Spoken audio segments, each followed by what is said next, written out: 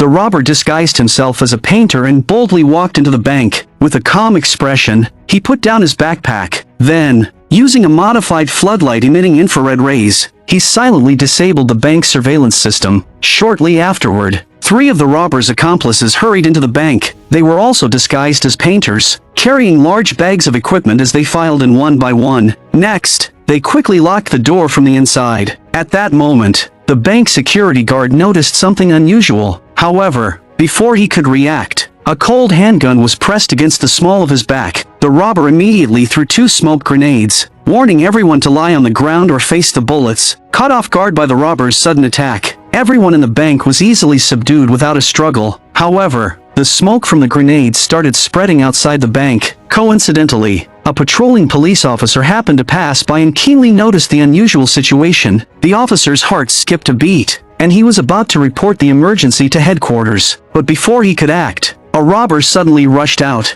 pointed a gun at his head, and fiercely warned him not to make any sudden moves. The robber added that they had hostages in their hands. What happened next was even more unexpected. Instead of hastily grabbing the money, the robbers herded all the hostages into the basement. Then, they confiscated everyone's phones and personal belongings. What followed was even more baffling. The robbers ordered everyone to line up in 2 rows, separated by gender. Then, with menacing expressions, they demanded that everyone strip down to their undergarments, leaving only their intimate clothing. Although the hostages were deeply unwilling, they dared not resist under the robbers' threats and had no choice but to comply. What happened next was even stranger. The robbers produced a set of identical uniforms, distributing them one by one and forcing everyone to put them on. This series of bizarre actions was unlike anything anyone had ever heard of or seen before. It seemed that a grand and mysterious conspiracy was lurking behind the robbers' actions. Meanwhile, the police were alerted to the situation and swiftly mobilized. In no time,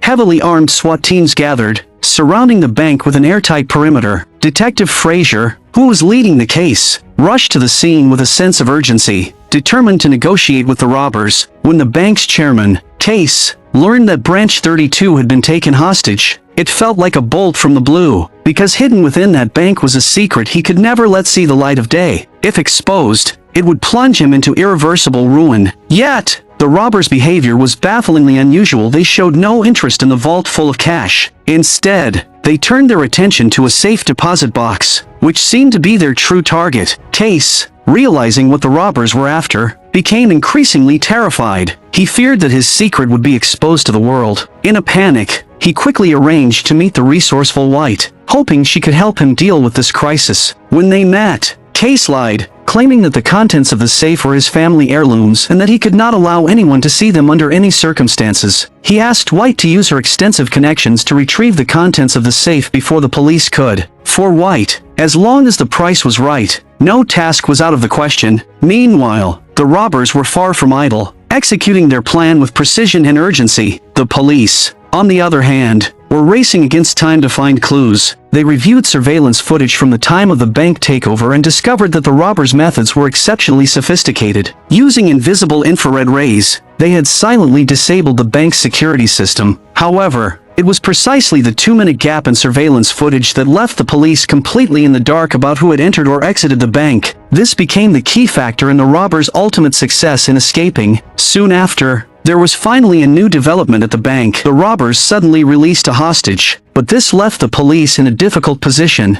unable to determine whether this person was an ally or a foe. The hostage was wrapped tightly, with a mysterious box strapped to their chest, which startled the SWAT team immensely. Their first instinct was to assume it was a bomb. However, when they cautiously opened the box, they discovered an astonishing message from the robbers. The robbers demanded that the police prepare 2 fully fueled buses, a passenger plane on a runway filled with fuel, and pilots to operate them. All of this had to be arranged by 9 p.m., or they would execute 1 hostage every hour. Additionally, the robbers warned the police not to act rashly, as they had already planted plastic explosives inside the bank. The robbers' demands were absurd, and Frasier clearly had no intention of agreeing to such unreasonable conditions. However, figuring out how to rescue the hostages and defuse the crisis became an extremely challenging problem for him. Meanwhile, White had already started taking action. Confident as ever, she approached the mayor. Using incriminating evidence she had against him, she forced the mayor to agree to let her participate in handling the bank situation. The mayor, left with no choice, brought White to the scene. He informed Frasier that White would assist him in managing the case. To Frasier, allowing an outsider to meddle in police affairs was clearly against regulations. What he didn't expect was that White would blackmail him over an incident involving a missing $140,000 check. She even threatened to ruin his career if he didn't cooperate. Under pressure from the mayor, Frasier reluctantly agreed to let her assist, at least temporarily. In reality, the missing check incident was entirely fabricated, an intentional accusation by a drug dealer seeking to reduce their own sentence. Around lunchtime, the robbers emerged from the bank with a hostage in tow, making a new demand for 50 pizzas to be delivered. This seemingly trivial request presented a glimmer of hope,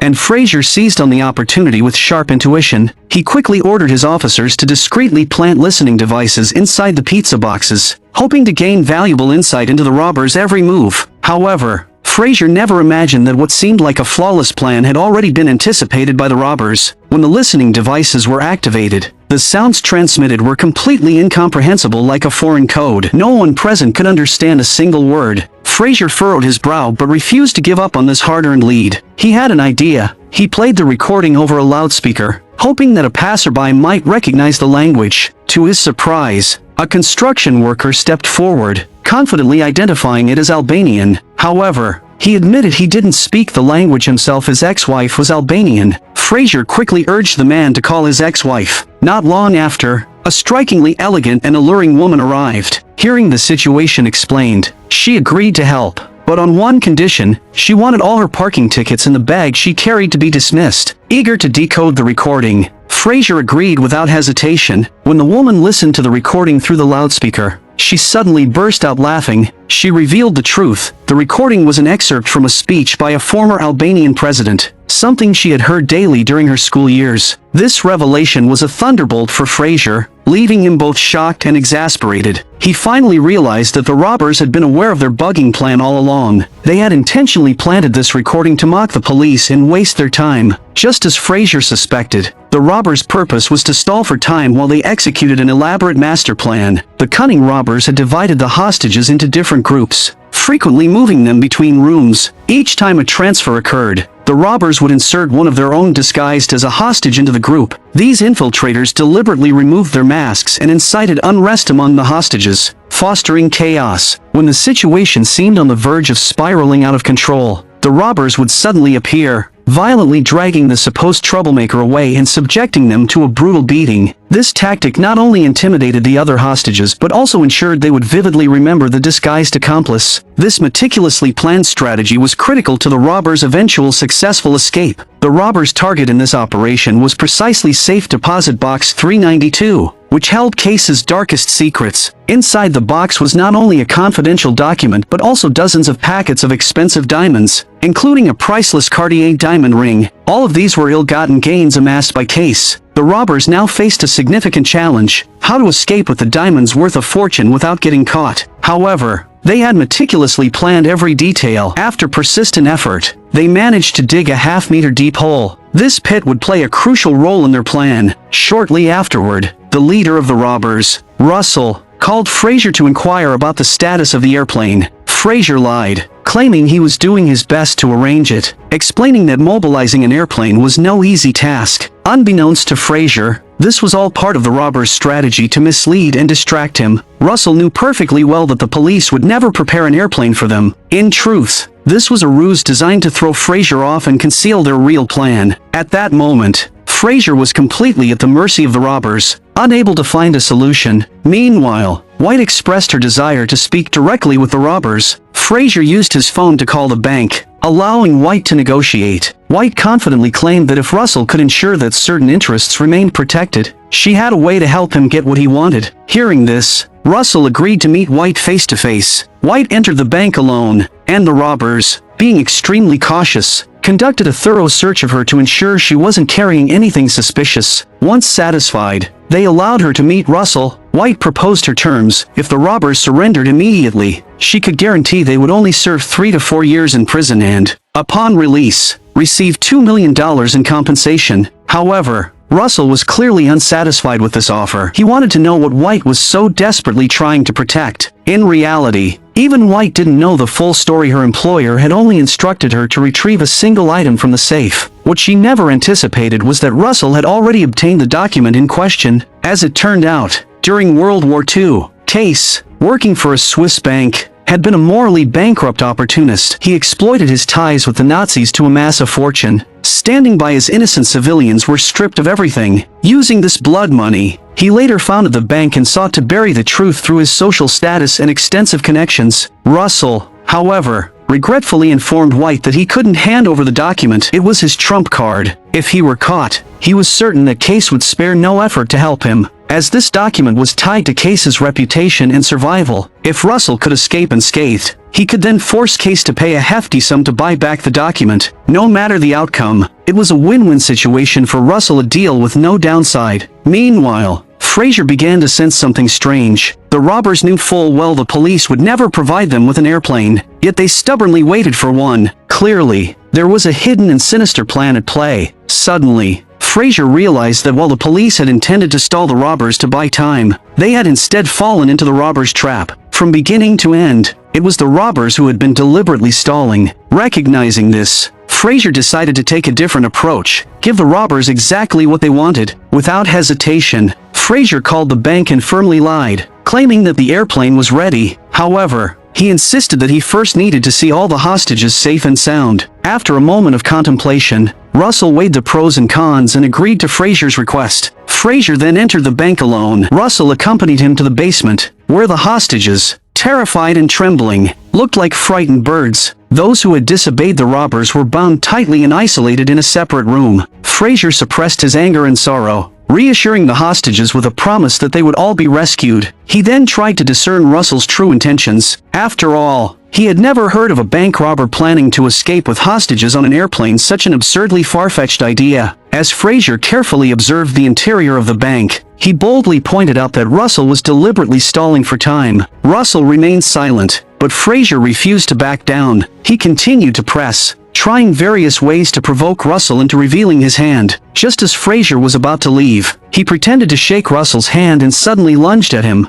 attempting to rip off his mask to see his face. In that critical moment, another robber arrived just in time, stopping Frasier's impulsive move. Russell, now thoroughly enraged, warned Frasier that he wasn't bluffing. If the airplane wasn't ready by 9 p.m., he would begin executing hostages. Back at the command vehicle, Frasier confidently told Captain Darius that he had given the robbers at least 100 reasons to shoot him, yet they hadn't. He was convinced the robbers weren't planning to kill anyone and suspected they were plotting something else entirely. Before Frasier could finish speaking, Russell's call suddenly came in like a grim omen. Russell instructed them to use the cameras to check the second window of the bank, promising a surprise. Frasier quickly checked and was stunned to see a live feed of a hostage being executed. The robbers' act of killing a hostage had crossed the police's red line. Captain Darius immediately began strategizing a forced assault on the bank. However, they faced a major problem. The bank had only one entrance. If the SWAT team entered in the dark, they would undoubtedly become sitting ducks. Even if they managed to reach the basement, everyone inside was dressed identically, making it impossible to distinguish hostages from robbers. To make matters worse, there was still the possibility that the robbers had planted explosives. No matter how they proceeded, it seemed inevitable that hostages would be harmed. One officer suggested using rubber bullets to aim for the robbers' heads and knock them unconscious. The idea seemed promising. After some deliberation, the team agreed to launch their assault at first light. The next morning, as SWAT prepared for their tense operation, Frasier stepped out of the command vehicle for a breath of fresh air, while chatting casually with another officer. I'll try and watch what I say in the future. You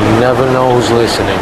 Something the officer said struck Frasier like a bolt of lightning. He rushed back to the command vehicle, frantically dismantling the message board. Sure enough, hidden inside was a listening device. No wonder the robbers seemed to know their every move. Frasier immediately informed Captain Darius to halt the operation, warning him that it was likely a trap set by the robbers. However, Captain Darius, eager to claim credit for resolving the case, ignored Frasier's warning and pressed ahead with the assault. Hearing the conversation over the listening device, Russell immediately sprang into action. He quickly threw a smoke grenade, and in an instant, the basement was engulfed in thick, rolling smoke. The other three robbers moved in perfect sync, roughly herding all the hostages out of their rooms. Chaos erupted in the basement. turning it into utter mayhem. The robbers ordered everyone to head to the bank's main hall. Like a swarm of headless flies, the hostages, driven by fear, frantically rushed toward the staircase. The other 3 robbers seized the opportunity, quickly dropping their weapons and disguising themselves as hostages, blending seamlessly into the panicked crowd. As the sound of an explosion echoed, the SWAT team successfully breached the bank's main door. But just as they were preparing to storm the bank, a massive crowd of hostages suddenly poured out. The SWAT team froze in confusion, unable to distinguish between robbers and innocent civilians. Left with no better option, they fired rubber bullets to incapacitate everyone. As more people emerged from the bank, the SWAT officers swiftly restrained them one by one, tying everyone up with the intention of sorting things out later. With the immediate chaos under control, the SWAT team entered the bank, fully armed and prepared for a fight. They conducted a meticulous search of the premises, turning the bank upside down, but they found nothing, no trace of the robbers, no bombs, no secret passageways, and not a single cent missing from the vault. This baffled the police. Either the robbers had magically disappeared, or they had escaped by blending in with the hostages. To their astonishment, the robbers had only used toy guns during the heist, and even the supposed execution of a hostage had been staged with props. These bizarre actions only deepened the mystery. Frasier decided to interrogate the hostages overnight, which turned out to be a massive headache for the police. After thoroughly questioning each individual, they found that every single person could provide at least 3 witnesses to confirm their status as hostages. This was the brilliance of the robbers' plan.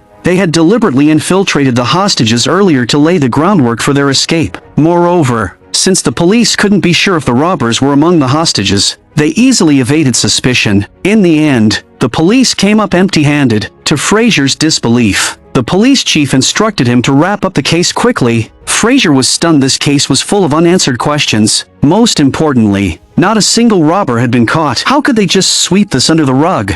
The chief, equally exasperated, explained that these were orders from higher-ups. He also mentioned that they had found the missing $140,000 check, implying that Frasier's name had been cleared. But Frasier wasn't willing to let it go so easily. He carefully reviewed all records related to the bank's safety deposit boxes and discovered something suspicious. There was no information about box 392. Realizing there was more to the case, Frasier sought out a judge and applied for a search warrant to investigate the bank's safety deposit boxes. Just as Frasier was about to leave, he ran into White. White advised him to drop the case, warning him to consider whether the case or his career was more important. But Frasier was prepared for her threats. He played a recording of the conversation between himself, White, and the mayor. Realizing she had been cornered, White quickly changed her tone, claiming that if Frasier worked with her, he could rise through the ranks and achieve great success. However, Frasier was only interested in uncovering what Case was hiding. White didn't reveal much, only praising Frasier as a good cop and urging him to let the matter go. Later, White reported back to banker Case, claiming she had promised Frasier a promotion and successfully handled him. Case, however, was most concerned about the confidential documents still in the robber's possession. White reassured him that the robbers might one day use the document to blackmail him into buying it back. Case handed White a massive check, seemingly appeased. But in an unexpected twist, Russell was still hiding inside the bank. The robbers had deliberately stalled for time to construct a hidden compartment in the bank's storage room.